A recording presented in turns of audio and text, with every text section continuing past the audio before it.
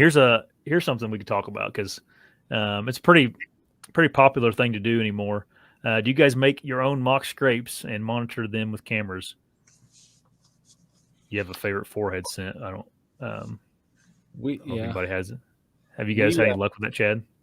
We do make our own mock scrapes, and we've had a lot of success with it. I'm not a big scent person. Even when we're making mock scrapes, like I'm not putting pre-orbital or any of the urine or anything, basically nothing in them, but I'm putting them in a spot where, like in the big woods, at an intersection of trails, or I'm putting it in a deer's face, essentially, is what I'm trying to say. I'm not just going out to a spot where I think I can have a perfect setup with a west wind and just putting a scrape out in the middle of the timber. I'm putting it in their face, and then I'll monitor it with a camera with no sense. Mm-hmm. And sometimes that's a vine.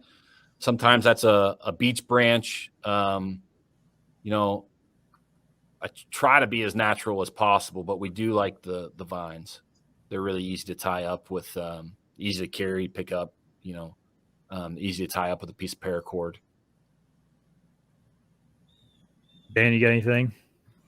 Yeah, I don't really care for them too much. I think if I was using it for monitoring with a trail camera, like to get inventory or something, I think they work real well, but not my cup of tea. I think I can get that inventory in other ways, like camera over food and stuff like that. And yeah, I just don't like messing with them, messing with scent and stuff.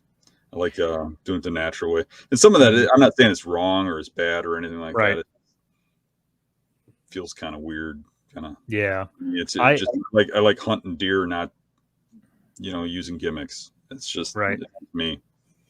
It's not about trickery. It's about catching that deer on his own terms, kind of thing. Mm-hmm. I actually did a little bit of experimenting this week with I made a couple in the hills here in Indiana. I'll do it in Indiana, like up in the hills where sometimes it's hard to like find a real defined trail or something like that to put a camera on to get inventory. So I'll throw up a mock scrape. I don't typically put like a vine or anything. It's like more of a natural, like underneath a beech tree or something where or a lot of times it'll be like a traditional area where they have scraped in the past.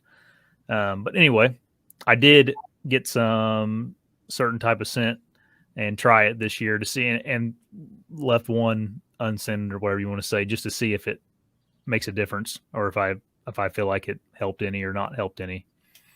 But the verdict is all out on that stuff. But a lot of people use them. A lot of people have success with them. My thing is, I don't know that you're actually pulling deer to that scrape. I think I think if they come through that wood lot and you've got a scrape there, they're going to move to the scrape. So you're going to get more pictures there. So, I mean, if your goal is to see what's moving through the area, I think that's great. But I don't think a deer is, walking out of his way through, half of the forest to get there. But if he comes through that section, he's going to go to that spot and you can get a picture. I think that's where you benefit. I don't think it's not like a bait pile. You're not pulling him in from a distance and he's camping out next to it because of it. You're just getting a picture when he comes through. Would you agree with that, Chad?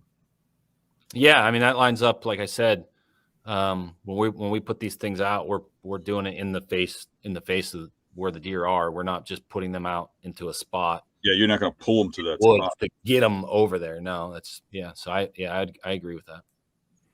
Yeah, and that's the purpose that I put them up to. I just trying to essentially get them to pose for the camera for me.